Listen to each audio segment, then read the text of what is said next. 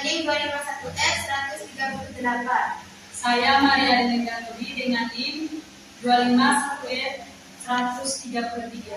Saya Zahra Kaulia Fatona dengan NIM 251F 139. Saya Rizky Rahmanai dengan NIM 251F 1002. Saya Dede Sukapti Syatona dengan NIM 251F 100.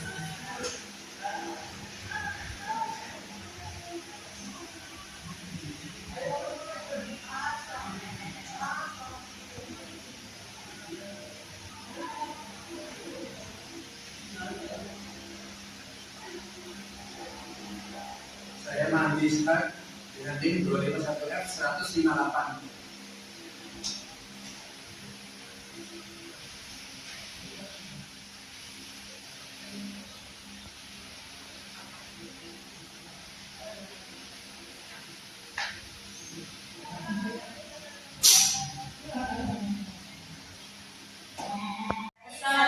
Di sini saya akan menjelaskan tentang anak yang berinisial I, bertanggal lahir di Jember 8 Agustus 2007, tanggal pemeriksaan 7 Mei 2026, dan pemeriksa adalah kami kelompok 1. Di sini saya akan menjelaskan instrumen identifikasi anak dengan hambatan motorik. Yang pertama, apakah anak tersebut memiliki salah satu atau kedua kaki kaku, layu atau lemah? Jawabannya adalah iya. Yang kedua, salah satu atau kedua tangan kaku atau layu atau lemah? Jawabannya adalah iya. Separuh anggota badan layu dan kaku? Tidak. Bagian badan atau punggung bengkok? Ya. Adanya kekenjangan otot yang hebat pada waktu anak takut atau marah? Tidak. Sering terjadi gerakan-gerakan tak terkendali yang timbul di luar kemauan anak? Tidak. Sering salah gerakan atau tidak tepat untuk memasukkan makanan ke mulut? Tidak. Sering muncul gerakan-gerakan kecil berulang-ulang sehingga merupakan getaran atau tremor? Tidak. Gerakan tampak sangat lamban dan kasar karena adanya otot-otot yang kaku atau layu? Ya. Jadi anak yang kami identifikasi ini memiliki hambatan fisik pada kedua kaki dan tangan yang kiri. Jadi tangan dan kakinya itu seperti kaku, lemas. Jadi tapi dia tidak memiliki hambatan seperti tremor dan lain-lain. Kami teliti, anak ini mengalami motorik pada usia 6 tahun. Pemeriksaannya sebagai berikut. 1. Jangan menunjuk, membantu atau membetulkan, katakan pada anak. Tunjukkan segi 4 merah, tunjukkan segi 4 kuning, tunjukkan segi 4 biru, tunjukkan segi 4 hijau. Dapatkah anak menunjukkan keempat warna tersebut dengan benar? Jawabannya iya. Yang kedua, suruh anak melompat dengan satu kaki beberapa kali tanpa berpegangan. Lompatan dengan dua kaki tidak ikut dinilai. Apakah ia dapat melompat 2-3 kali dengan satu kaki? Jawabannya tidak. Yang ketiga, dapatkah anak sepenuhnya berpakaian sendiri tanpa bantuan? Jawabannya iya. Yang keempat, suruh anak menggambar di depan kosong yang tersedia. Katakan padanya, buatlah gambar orang. Jangan memberi perintah lebih dari itu. Jangan bertanya atau mengingatkan anak bila ada bagian yang belum tergambar. Dalam memberi nilai, hitunglah berapa bagian tubuh yang tergambar. Untuk bagian tubuh yang berpasangan seperti mata, telinga, lengan dan kaki, setiap pasangan dinilai satu bagian. Dapatkah anak menggambar sedikitnya 3 bagian tubuh? Jawabannya iya. Yang kelima, pada gambar orang yang dibuat pada nomor 7, dapatkah anak menggambar sedikitnya 6 bagian tubuh? Jawabannya iya. Tulis apa yang dikatakan anak pada kalimat-kalimat yang belum selesai ini. Jangan membantu kecuali mengulang pertanyaan. Jika kuda besar, maka tikus. Jika api panas, maka es. Jika ibu seorang wanita, maka ayah seorang. Apakah anak menjawab dengan benar? Tikus kecil, es dingin, ayah seorang pria. Jawabannya iya. Yang ketujuh, apakah anak dapat menangkap bola kecil sebesar bola tenis, bola kasti hanya dengan mengangkat kedua tangan? Jawabannya iya. 8. Suruh anak berdiri satu kaki tanpa berpegangan. Jika perlu, tunjukkan caranya dan beri anak Anda kesempatan melakukannya 3 kali. Dapatkah ia mempertahankan keseimbangan dalam waktu 11 detik atau lebih? Jawabannya tidak. Yang ke-9, jangan membantu anak. Jangan memberitahu nama gambar ini. Suruh Suruh anak menggambar seperti contoh ini di kertas kosong yang tersedia. Berikan 3 kali kesempatan. Apakah Anda dapat menggambar seperti yang dicontohkan di sini? Jawabannya iya. Yang ke-10, isi titik-titik di bawah ini dengan jawaban anak. Jangan membantu kecuali mengulangi pertanyaan sampai 3 kali bila anak menanyakannya. Sendok terbuat dari apa? Sepatu dibuat dari apa? Pintu dibuat dari apa? Apakah anak dapat menjawab ketiga pertanyaan yang sedang dengar? Sendok dibuat dari besi, baja, plastik, dan kayu. Sepatu dibuat dari kulit, karet, kain, plastik, dan kayu. Pintu dibuat dari kayu, besi, dan kaca. Jawabannya iya. Sudah. Yang kami dari instrumen dari kemampuan gerak. Aspek yang diamati yang pertama yaitu gerak kontrol kepala. Menggerakkan sendi kepala seperti fleksi. Alat tersebut mampu ekstensi, mampu abduksi, mampu rotasi, mampu. Keterangannya tetapi anak itu kesusahan di bagian tangan sebelah kiri. Kemudian yang kedua ada kekuatan otot leher. Mengangkat kepala dalam posisi bergerak, mampu melakukan gerakan membawa benda di atas kepala, mampu melindungi bola, mampu. Kemudian yang kedua ada gerak anggota tubuh. Pertama, menggerakkan semua persendian dengan sendi bahu, yaitu abduksi mampu, rotasi mampu, sirkumduksi mampu. Kemudian sendi siku, fleksinya mampu, ekstensi mampu. Kemudian sendi pergelangan tangan, fleksi mampu, ekstensi mampu, rotasi mampu. Kemudian yang kedua, penguatan otot tangan. Mengangkat benda mampu, mendorong benda mampu, menarik mampu, memukul mampu. Yang ketiga, menggerakkan semua persendian, tukai kaki, sendi paha, fleksinya mampu, ekstensi mampu, fleksi mampu, ekstensi tidak. Kemudian abduksi mampu, rotasi mampu. Kemudian untuk sendi lututnya fleksi mampu. Kemudian untuk sendi lututnya fleksi mampu, ekstensi tidak, rotasi tidak. Kemudian yang sendi pergelangan kaki fleksinya tidak, ekstensi mampu, rotasi tidak. Sebenarnya bisa untuk di bagian ekstensinya tapi kurang maksimal. Kemudian yang keempat, penguatan otot tukai kaki. Menendang tidak, menaiki dan menuruni tangga tidak, jongkok berdiri tidak, menaiki sepeda tidak. Yang kelima, pijat diri. Ada dengan berguling mampu, dengan duduk di kursi roda mampu, berjalan dengan alat mampu, berjalan dengan tangan mampu, dengan membawa benda tidak, dengan menggeser benda mampu.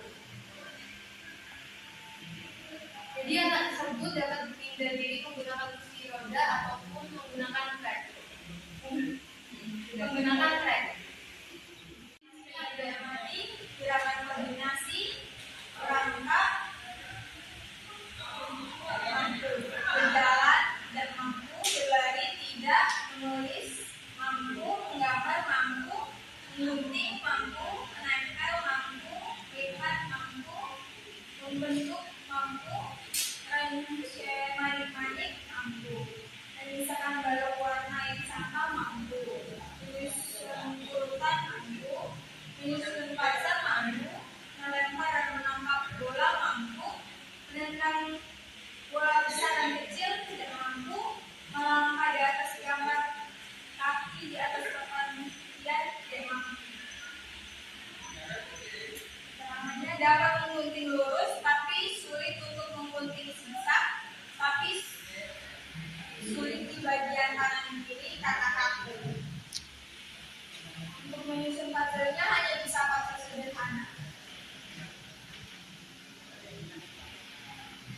Di bagian tinggal diri, yang pertama menolong diri sendiri, mencuci tangan dan kaki mampu, menyikat dan menggosok gigi mampu, mandi mampu, membersihkan hidung dan telinga mampu, membuang air kecil dan besar mampu, membersihkan kuku tangan dan kaki mampu, memotong kuku tangan dan kaki mampu.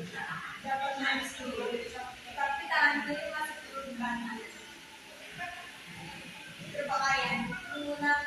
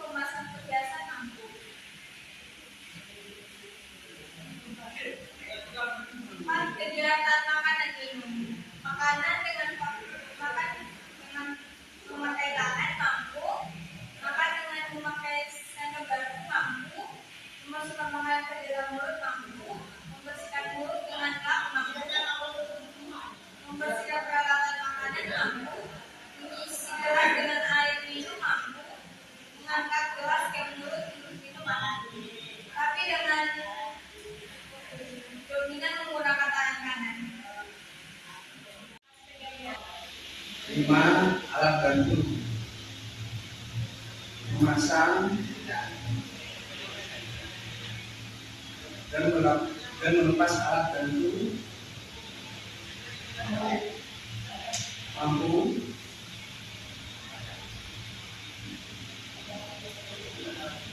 menggunakan alat bantu dengan benar,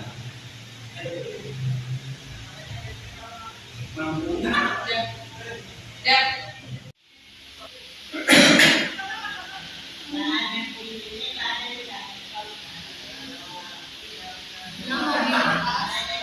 berpindah tempat sendiri, mampu berpindah tempat dan alat, mampu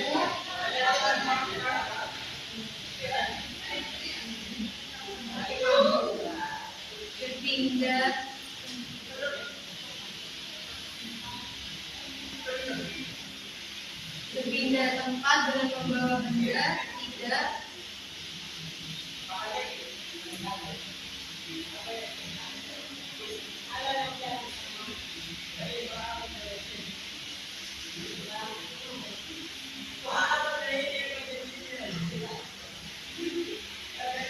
jatuh dan bangun sendiri, tidak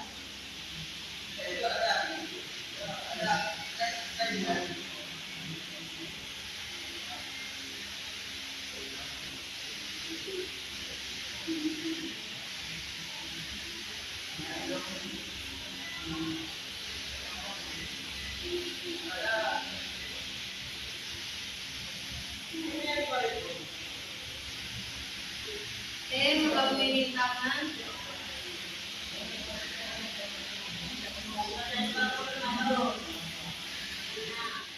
hasil asesmen atau observasi. Yang pertama ada kemampuan dalam bidang kondisi objektif anak. 1 ada motorik anak. Di sini ada 2, motorik kasar dan motorik halus. Motorik kasar anak yang kami observasi kemarin, anak tidak bisa berjalan karena otot kakinya lemah. Tetapi anak mampu berjalan apabila menggunakan alat bantu walker. Dan itu ketika dia ada di rumah, dia menggunakan alat bantu walker untuk kegiatannya sehari-hari di rumah. Tetapi ketika di sekolah, mobilitas yang dia gunakan yaitu menggunakan kursi roda. Yang berikutnya ada motorik halus. Anak mampu menulis dengan baik dan menggunting lurus dengan baik. Tetapi jika menggunting zigzag, anak mengalami kesulitan di tangan bagian kiri karena memang tangan bagian kirinya mengalami kekakuan. Yang berikutnya, yang kedua ada kemampuan bahasa. Ada secara pasif anak memahami perintah-perintah dan maksud dari lawan bicara. Ketika ada orang yang mengajak dia berbicara, anak mampu merespon dengan perintah-perintah tersebut. Secara aktif, anak mampu berkomunikasi dengan lancar, tetapi apa yang dia bicarakan kadang kurang jelas. Ketiga, ada kondisi fisik. Kondisi fisik anak dalam melakukan gerak. Anak mengalami hambatan pada tangan bagian kiri yang tidak berfungsi secara maksimal. Kegiatan sehari-hari anak mampu mengaji baju, tetapi tidak maksimal karena tangan bagian kirinya mengalami kesulitan. Anak mampu di kegiatan toilet training, tetapi butuh pengawasan dari orang tua. Untuk makan dan minum, anak mampu. Selanjutnya, nomor 5, ketajaman sensoris dan persepsi. Pada audio, anak tidak mengalami gangguan, anak dapat membedakan bunyi atau suara. Untuk visual, dalam penglihatan, anak tidak mengalami gangguan. Kesimpulan dari anak yang kita observasi ini, anak ini memiliki hambatan pada motoriknya pada bagian kedua kaki dan tangan yang kiri. Nah, dia itu sudah bisa banyak bisa melakukan kegiatan-kegiatan sehari-hari. Nah, karena di sana telah menyediakan terapi okupasi dan telah diterapi secara rutin. Jadi anak ini telah bisa dalam kemandiriannya. Sekian dari kami.